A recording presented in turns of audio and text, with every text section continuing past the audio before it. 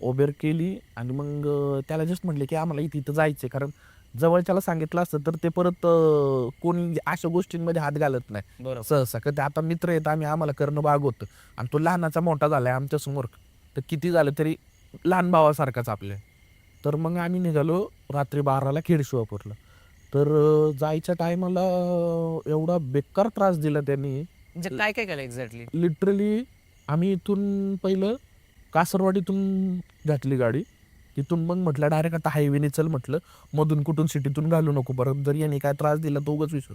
पण म्हटलं बाबा हायवेने गेलं सरळ सरळ ट्रॅफिक लागणार नाही. पण लिटरली हायवेवर पण आम्ही 4 वेळा थांबले. लिटरली मागच्या गाड्या जस्ट आमचं जवळ आहे ना 2दा ॲक्सिडेंट होता होता वाचले.